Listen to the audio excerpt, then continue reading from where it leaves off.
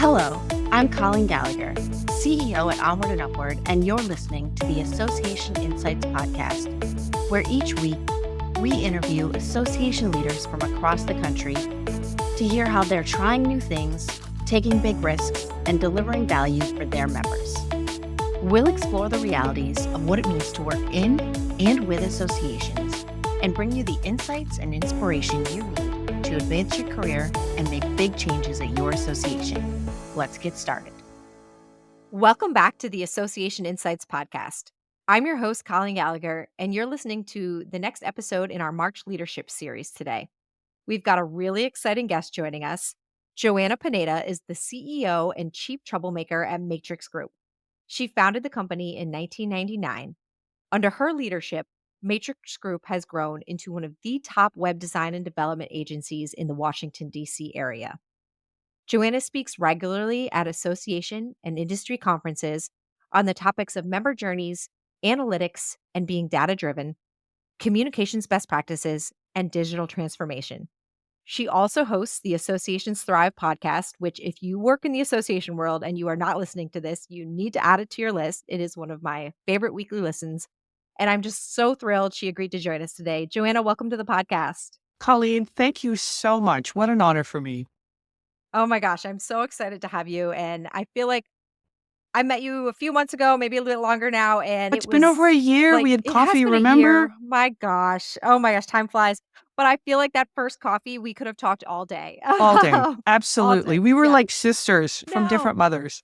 I know, absolutely. So I'm so excited to get your perspective here. And you've led this company for over 25 years, which is just, as someone who's almost 5 years into the journey, this is my goal. I would love to have this kind of success. But I want to know, what is the biggest lesson you've learned about leadership over that time? Wow, there are so many lessons, but I'll tell you one lesson that I think has really contributed to our longevity and success is a very intentional practice of changing the company every 3 to 4 years. I literally will tell staff today, it didn't used to, because it would happen organically, but today it is intentional, where I will say to the staff, okay, it's been about 3 or 4 years since the last big disruption or the last set of big things that we did. We have to reinvent ourselves. And then the question is, what does that look like? And what do you do to usher in that innovation and change in your company? But I think that has really allowed us to stay fresh. It's kept a bit of a startup mentality at the company, if you will, which creates excitement, right? Because then people feel like they're working with the latest and greatest and they feel like they're still relevant. And honestly, the truth also is that you have new things to talk to your clients about. Been hugely important to our longevity, to our client retention, and to my staff retention. I love that so much because we always talk to our customers about innovating and evolving and changing and how you have to be constantly adapting. So why wouldn't we do that ourselves? Exactly. Yeah. And I don't think you can leave it to chance anymore. I think that the CEO has to lead it and then make room for people to find their own way in that journey. Yeah, intentionality, that matters so much. I've got to ask, so I love that your title includes Chief Troublemaker, and I feel like that's such a perfect title for you. How does that mindset help influence your leadership style and just the way you run things? I think that, first of all, the title came from my staff. It was a joke. I was on my honeymoon and we were designing business cards. And when I came back, it said CEO and Chief Troublemaker. And somebody, it was a joke. And I said, oh, I love it. Can I keep it? And they said, yeah, sure. And that actually ushered in fun titles for anybody who wanted it. And not everyone has a fun title, but my VP of software engineering, for example, is his VP of software engineering and the Shogun of lunch. Because this Amazing. guy goes out to lunch every day. And then my COO, what is she? She's also the Empress of Resources. Fantastic. Yeah, I know. At one point, I had a network administrator who was a network philosopher. I had a tester who's a bug zapper. I just think it's fun and it adds a little bit of levity to the positions. And frankly, it's a conversation starter. But back to your question, what does it mean to be a chief troublemaker? I think that what it allows me to do is to insert myself sometimes in places where I think, oh, I should get curious about this.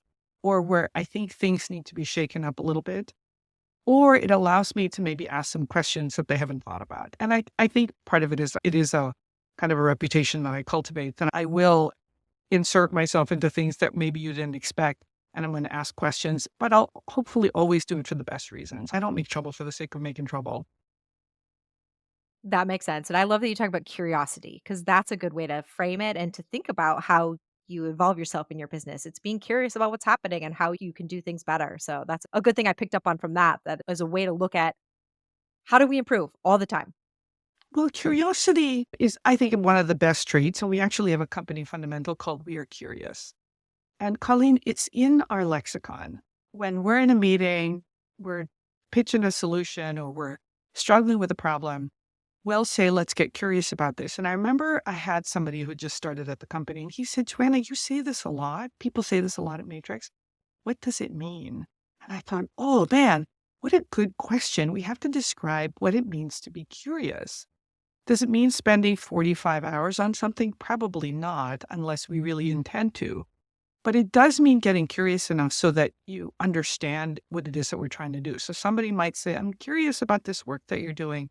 How can I get involved? Or I'm curious about this problem. I think I want to look at it from a different perspective. So it is baked into our culture.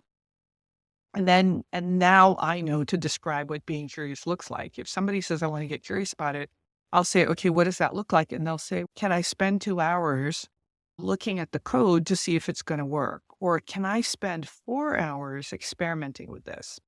Yes. So curiosity is huge at Matrix. I think it's been a secret to our success as well. That's amazing, and I'm not surprised to hear that. Bringing that together with the piece we're talking about, the constant adaptation and evolution, I mean, man, technology, talk about something that is always Ah, changing. And especially in the association world, we've got the websites, we've got the AMS space, there's a lot going on there.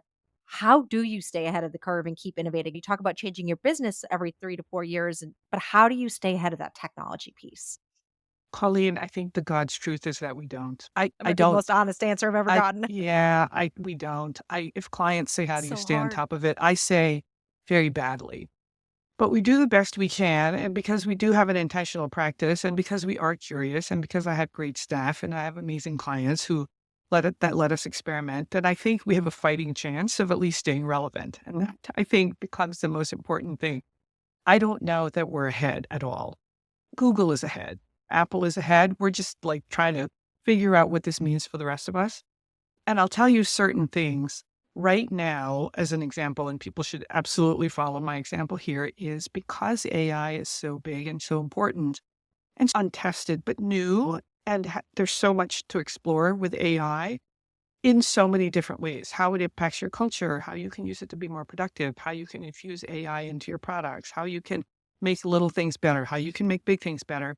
We actually have set aside time on Thursday mornings for anybody to work on AI. And we have a standing meeting where people can come in and basically say, here's what I've been working on.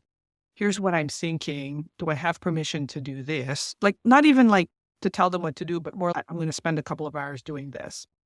And we've basically just said that people have time to do anything they want related to AI as long as they just play. It doesn't need to lead to anything, because I think there's value in just playing. But the result has been that there are a few people on my team now who have gained such proficiency that they can talk about AI. I wouldn't say that they're experts. I don't think that we're experts, but they've gained so much proficiency that they are way ahead of other people at the company and certainly ahead of our clients. But I think the other thing that it's done, Colleen, is it's again created excitement at the company about the possibilities. So we set aside time on Thursdays for people to just play.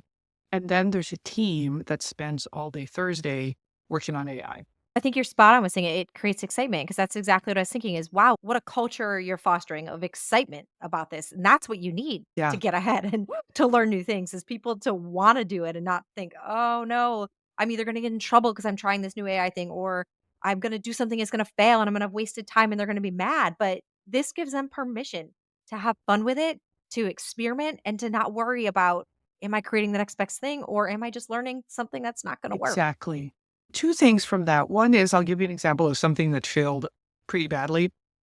We had at one point illustrations made of staff. I think it was for a project or blog or Google profiles or something like that.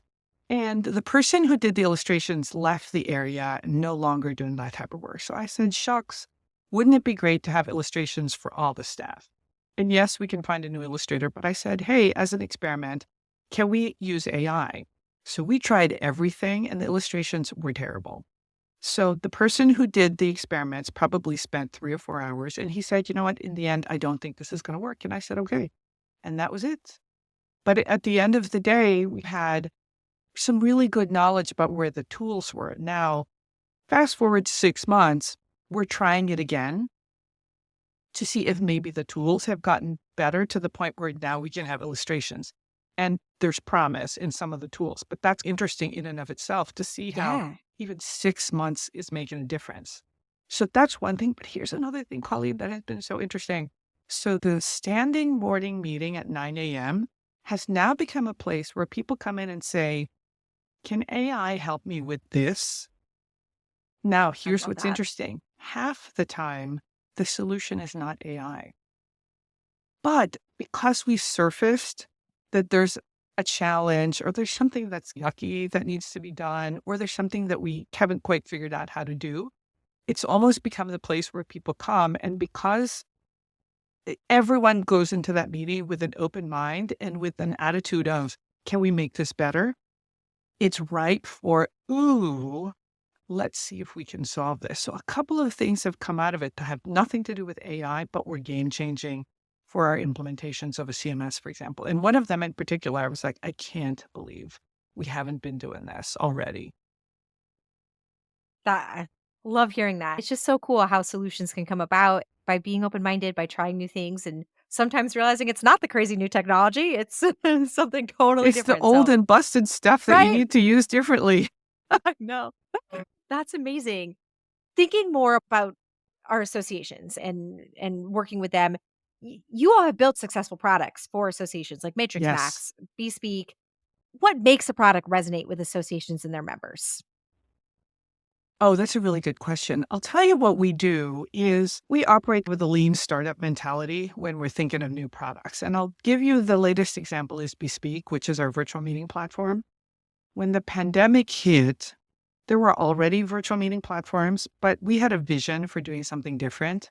And we're known for bespoke solutions, right? We're never going to take something and Matrix websites never look the same. There's always like something that we're customizing or making it look different. It's what we do. We're a custom shop. So we said, can we do something different? And what I did was I borrowed resources from one of the team because Colleen, I don't actually own resources, but the company, my COO does.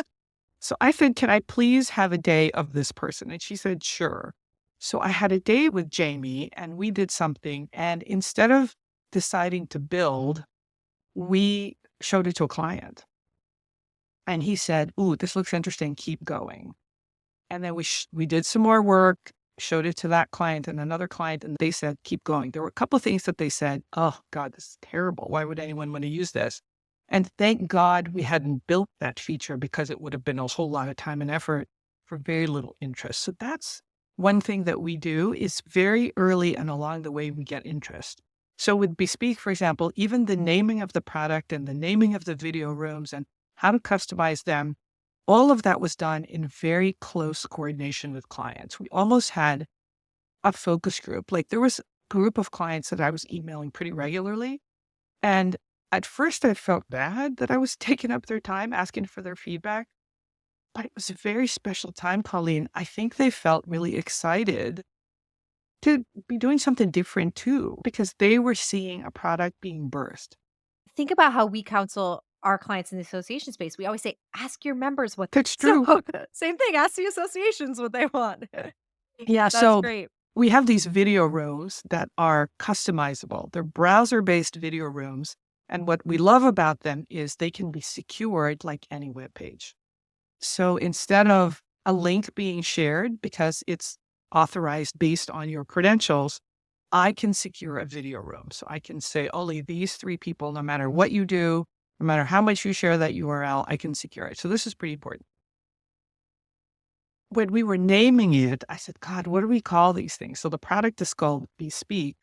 And we gave clients a whole bunch of different options. And ultimately, we landed on a speakeasy, right? And at first I thought, oh, does that have negative connotations with alcohol, with prohibition, or with maybe more adult stuff? But every single client said, love speakeasy. And we said, all right, that's what we're going with. So that's a fun example of where clients were in touch with us the whole time. And then clients started giving us suggestions. I actually think if you give clients the ability to give you suggestions, and we certainly do through our extranet, they'll give you some great ideas. You just have Yeah. to be willing to take them. And sometimes we don't do anything with those suggestions for months or even years, but we keep track of all of them. We're grateful for them. And then when we do implement it, we let them know. Oh, that's fantastic. And let's talk a little bit more about your podcast because I am a religious listener and I do really love it. And I You love yours. I'm a religious Thank listener you. and I love your videos on LinkedIn. Amazing. Thank you. So you typically always interview association CEOs, which I love. So you get this leadership perspective. I want to know from all these interviews, what do you think are the common traits among the most successful association leaders? Yeah, that's a really good question. On a regular basis, my team and I will actually step back and say, what themes are coming through from the episodes from the last quarter or from the last year? And it's interesting how the topics ebb and flow, but there are certain things that are consistent. And I'll tell you, one of them is governance. And I'm a Mhm. techie, Colleen. I don't know much about governance, so it surprised me that governance kept coming up. Who talks about Interesting. governance with their tech partner, right? Like we never hear about this because it's largely based on relationships and the bylaws and who gets to lead and how they get chosen. But what I realized was that the most successful and thriving associations have chief executives that have very good relationships with their board chairs and boards. And they don't just leave it to chance. They are very good at nurturing those relationships, but they've also been very clear about the roles of each side. Very interesting. That keeps coming through. Governance is mentioned in almost every episode. That's one. I'll tell you the other thing is the chief execs that are able to articulate why the association is valuable and what it contributes to the world and to the industry. Those are the ones that are so inspiring. You can see why the membership follows the association and respects the leader and gives them authority or lends them authority and follows them. If they're able to really articulate this vision, so like I had a couple where they said, this is really what we're trying to do with the space. And in some cases, those visions took my breath away. And I thought, man, if I was in this industry, I would want to sign on because that is just so darn exciting. Yeah. It's funny how aligned we are in so many things. So my background before the agency was I worked in associations and I saw firsthand the impact of having a good board versus a bad board and Yes. what a difference it makes. Yeah. And knowing their roles, it is it is essential. So I'm not shocked to hear you say that at all. And then on the flip side of that, as communicators, that is one of the first things we want to know when we start working with an association is what is the value to your members and can you articulate it? And if not, there is Let's nothing work else we on can do that. for you until we get that. Yeah. Yep. But it's Well, interesting because when we do these website redesigns or we develop projects or we develop whatever, anything that we're doing, some new workflow application, it almost always becomes a proxy for what the association wants to become. And sometimes the organizations have a really good vision for where they are and what they want to become, and sometimes they don't. And when they don't, that's when the projects stall because there isn't agreement on what they want to become. So then they start arguing about the themes and the images and the colors. But the organizations that really have that strong vision, they know it when they see it. yeah. Yeah. This is spot on. Well, building off that, I know there's a lot of challenges, but what is one of the biggest challenges that you're seeing the associations you work with face today? And what strategies are you seeing leaders use to try and overcome them?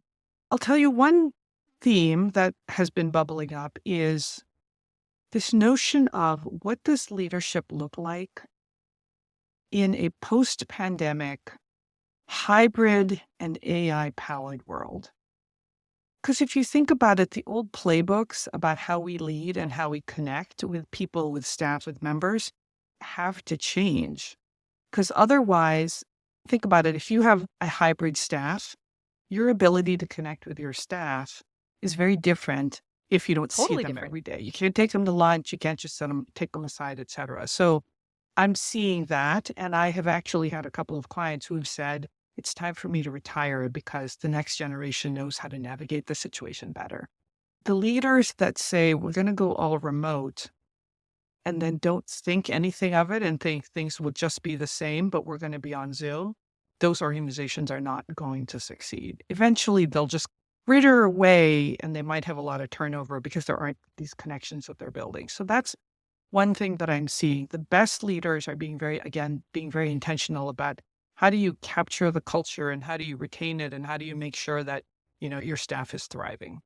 And I don't think that asking people to return to the office is necessarily the answer. And in some cases, it's helping, but it's not always the answer, Right. especially when you have people who moved away or people who, just because of affordability here in the DC area, for example, now live 2 hours away. Exactly. Yeah. So Yep. that's one thing. I think the other thing that's happening is people are tired.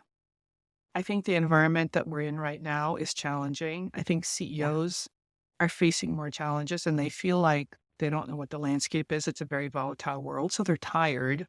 I think the other thing that's happening is there are enough disruptions in membership and dues and meeting attendance, for example, because of what's happening politically, that it's a scary time, I think, for some association leaders because they're trying to figure out how do I lead? What voice do I need to have? How do I take care of my members? How activist should we be? And what do we do about the conference that normally has 30% federal workers in attendance and now they're not coming?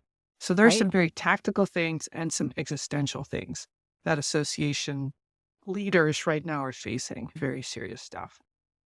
Yeah, absolutely. And let's talk digital transformation because I feel like you've probably been dealing with this for all 25 years. There's Yeah, been some yeah. kind of digital transformation. But in your experience, what separates the associations that can embrace this versus those that just really struggle with it? I think the associations that embrace this are ones that really do approach it with an open mind and then work collaboratively with their partners. Because I do really think that you probably need a good partner or two or three in this area to explore first what's possible. And then when you marry it with here's what our members need, then you can create something new. So here's an example of something that's not digital transformation. So taking your magazine and putting it up as a PDF is not digital transformation. Putting it up as a flip book is not digital transformation, right? Because you basically just took the same thing and put it online and you've actually made it worse, right? Yep. Because it's really hard to read. But instead of saying, okay, so let's just put it up as articles, I think what you want to do is say, what is the point of the magazine at all? And how does it contribute to the members' well-being, to their education? And then just be very open to the possibilities. And I think this is where looking at what other organizations are doing and almost saying, if we had no constraints, what's possible, and almost coming up with ideas that might take your breath away. And then most of the times you'll come back from that, but maybe you've moved a little bit further than where you normally would have, and you create something really special. And I realize your example is not the point of this conversation, but I met a vendor at ASAE and I'm kicking myself for not remembering his name because we chatted after and I learned more about his product, but it was around the magazines. And I loved what he was doing because it was making an audio version, but it wasn't just, okay, here's an audio, blah, blah, blah. It, they had college students majoring in that do the audio. So you had people who understood the jargon. You had your future pipeline of talent getting Ah, involved. They were excited about it. You were introducing them to the association, to your members, and then they had different ways to distribute it to the members too. So I love when solutions like that come about that actually think about other factors and aren't just, okay, let's make the magazine on the computer yeah, yeah. now. Colleen, I have a client that the VP called me and said, Joanna, we're rethinking our entire event strategy. We're even rethinking whether or not we need an annual conference. And I thought, wow, that's really bold because I think it's almost dogma that you have an annual conference. And he said, Right. no, the board basically said the pandemic really changed everything. And so we should maybe rethink everything. And he said, we'll probably end up with an annual conference, but it's worth going through the exercise of asking ourselves, do we need an annual conference and why? And does it benefit the association when only a small percentage attend? Very interesting question. So a really forward-thinking board to even have the guts to ask that question, right? I do like completely rethinking, although I feel like they should listen. Don't you have that episode where the association sold their event, they got rid of it, and then 3 years later realized, "Oh my gosh, we need an event," and they Yes. started a new one from Yes. scratch? Well, So yes. And that was Jennifer Abril from SOCMA. okay. About a decade ago, they sold their trade show because it was a lot of work. And then over the next decade, the members said, gosh, I wish you had the show. I wish you had the show. And the previous CEO said, yeah, let's move on. We sold the show. But the members kept insisting. And so the current CEO said, let's look into this. Let's get curious about why they keep saying this. And what they realized was what was missing was a place and a time to gather as an industry that wasn't really being filled by anything else. And so they said, we actually have an opportunity to make a lot of money through this trade show, but also to bring back the place to be in the industry. So they brought it back. Yeah, fascinating. But Well, they brought it back differently. It's not the same old that's trope. yes, And rethinking. they rethought it. So it's like new and better. They didn't Yeah, just take the old playbook, yeah. which they could have Let's do done it and like we've probably always done still it. been successful. Yeah. Yeah, no, that's fascinating. What do you think's the key to keeping members engaged in this digital first world we're in now? I think that you have to think about the trends, right? All the things that keep us engaged and keep our kids engaged are the things that members are looking for as well. They're looking for short, right? They're looking for video. They're looking for audio. They're looking for things that will make an impact fast. And I think that's what they have to do. I also think they're looking for bite-sized and they're looking for choose your own adventure. Yes. Yep, absolutely. Let's shift gears a little bit and talk about you again. So, you've been recognized as a top business leader, a top tech innovator. I actually just got to go to the Association Women Tech Champions Awards event a couple weeks ago where you were one of the top honorees. And I got to bring my daughter, and it was so cool for her to get to see you and these other women up on stage getting these awards. And she I was was there so happy clapping you for brought everyone. her. Oh, it was awesome. It was awesome. I'd love to know what are the personal leadership philosophies or the habits you think have helped you get here? And what would you advise people trying to get there? Yeah, that's a good question. And before I get into that, I have to tell you that I'm excited that I'm officially a chief troublemaker and a badass. That's pretty cool, don't you think? That is great. I love it. It was a perfect award. I am in a CEO peer group. And on a regular basis, the facilitator of the group, Pete, he asks us about our leadership values. And what's your North Star? He'll ask us. And what are those traits that will help you be a good leader? And ultimately, I think what I've landed on is part of my job is to help my staff do what they want to do. Because I have found, Colleen, that by having a regular conversation with my staff about what a great year looks like, and then aligning it with what the company wants to do. I literally have this conversation every year, Colleen, with every single staff person. I ask Wow. them, what skills, experiences, and relationships do you want to work on this year? And what's it going to take for me to keep you another year? Oh, I love that I literally ask that question. And they tell me it's unbelievable. so So then the much. question is, so basically the formula is if somebody says, I would really like to work on an AI project and I wish that I worked under X person on a project, and there's this client that I just love. And by the way, I need a new monitor. So my goal then is to take all of these goals, desires, and wishes of my staff, throw it into a big mix. And then there's a very intentional plan on the part of myself, my COO, and the managers to say such and such is really looking for this type of a project and wants to work closely with Maki and has never worked with this client. So the thinking is that if we actually give them what they ask for, one, they'll do great work, they'll feel listened to, and they won't leave. Why would you leave if you got what you asked for? Yeah. And it works. Oh my gosh. That's just amazing and such a simple question, I but know it is such a ah, simple question. And I almost kick myself that I only started doing this a few years ago. What's it going to take to keep you another year? And at first, people were hesitant. And I think they thought, is this a trick? yeah.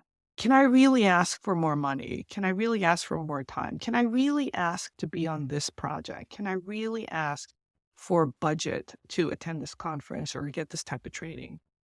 And it's amazing how most people get what they want. Yeah. That's And really cool. Colleen says most organizations don't do this. I have an edge. And yet There you it's go. a simple conversation, but it takes time. And I Yep. think that's the key, right? It's the time. I actually had a staff person at one point who, after this conversation, he said, what do you do with this information? I said, oh, we talk about it and all year long we refer to it and we really try to give people the opportunities. And he said, you mean you talk about us at managers meeting? And I said, yes. He said, really? And I said, oh, yeah. And I think he was really surprised and touched that Well, I do there were think people so many actually people, thinking about yeah, their future and their professional development. I mean, like, it's my number one job is to take care of my people, right? Because if I don't right? have good people who feel like they have the skills and the tools and the direction that they need to do a good job. And don't get me wrong, like we fall down at this like on a regular basis. And my staff will tell me this project went off the rails. I can't believe this JIRA item went in with zero information and I can't believe I don't have enough time. But on a regular basis, if you have your values in place, I think, and you know where you want to go, you're more likely than not going to get there and keep people happy. Oh, 100%. I think the other big thing we all in these positions wonder about is that balance. I don't know if it really exists, but a CEO, podcaster, community leader, mom, you do it all. So, what is your advice for other leaders when they try and balance professional success and personal passions? So I think that for me, I have very blurry lines. For example, many of my clients have become friends, or Love that. once a week, if you are connected with me on LinkedIn, you'll see that at least once or twice a week, I'm having lunch or coffee with someone. Those are my favorite posts. I love seeing who you're meeting Yeah, lately. I know. It's and people say, my God, does she actually work? I actually do. But those lunches and coffees sustain me. It's amazing how a lunch or a coffee with no agenda fills my bucket, right? It fills my cup and sustains me. And I think allows me to bring a lot of joy to my life and to my job. And those lunches and coffees are with clients and friends and partners and almost anybody that, I like and or want to connect with or want to get to know better. And so my lines are blurry that way. Like I don't say, oh, I'm going to have coffee with a friend on the weekend and I'm going to have coffee with a colleague. Like I might have coffee with a friend on a random Wednesday morning, like tomorrow. I am having coffee with a friend and I give myself permission to do that. I'll tell you my other secret for my crazy lifestyle is I give myself permission to exercise. And on Monday mornings, my team knows I'm really not available until 9:30. And I do it like on Wednesday or Thursday. I'm really not available till 9:30 or 10 because I exercise. And I am so much better as a person when I exercise because now, I don't know, like we all know the benefits of exercise. I'm happier. I'm more energetic. I'm able to do more. I'm able to focus.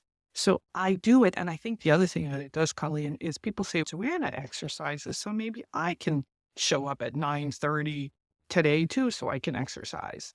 It makes a world of difference. I also having met you, I feel like you instantly just instill this sense of confidence in people who meet you and that you truly care and that this passion just oozes out of you. So I feel like that just it's built into you to be a leader and to be Oh, amazing. thank So, you. yeah.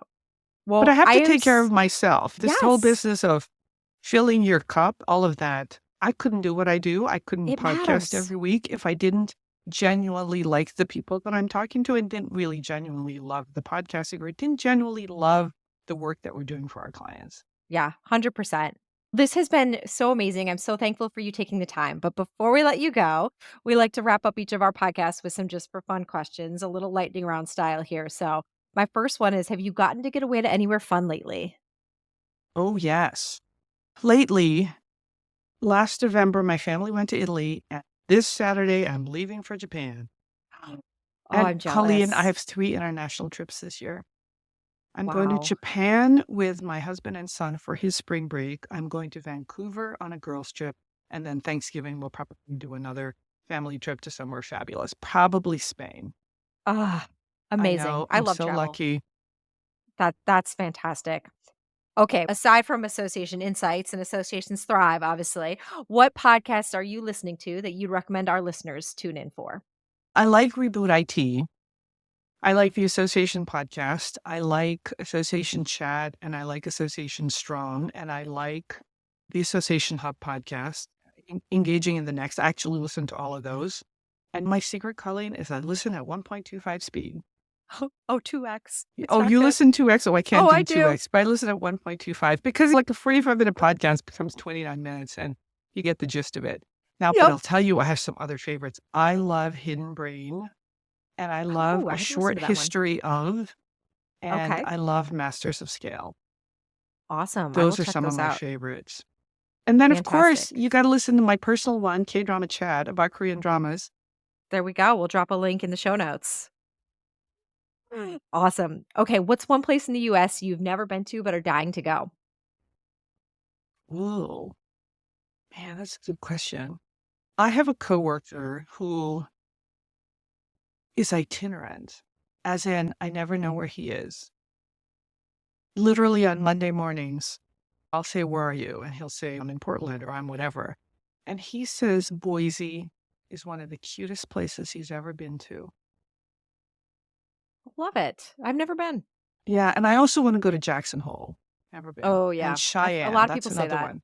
I want to go to Yep. Cheyenne and go to a rodeo. Ooh, that'd be interesting. Something totally different, right? I know. Love it. Okay, last one. Finish this sentence. When you see me looking at my phone, it probably means that I'm Checking my email or looking at Instagram reels. wonderful. Awesome. Again, Joanna, I so appreciate you making time for this, and we were thrilled to have you on the podcast with us today. Colleen, thank you so much. What fun. I'll see you soon. Let's have coffee. That's a wrap for today's episode. The Association Insights podcast, previously known as the Association 100 podcast, is a production of Onward and Upward Marketing and Communications, where our mission is to make associations and nonprofits the go-to source in their industries through earned media and thought leadership. This podcast is an extension of our newsletter, a bi-monthly collection of best practices, top trends, helpful ideas, and smart strategies delivered straight to your inbox. Have you undertaken a big change at your association? Or do you have some words of wisdom from the trenches of association life? We want to hear from you, and so do our listeners. Drop us a note at info@onwardupward.com. That's info@onwrdupwrd.com. Be sure to subscribe, give us a 5-star review, and share with your friends and colleagues. We're available anywhere podcasts are found. Come back next week for more association insights and inspiration. Thanks for tuning in.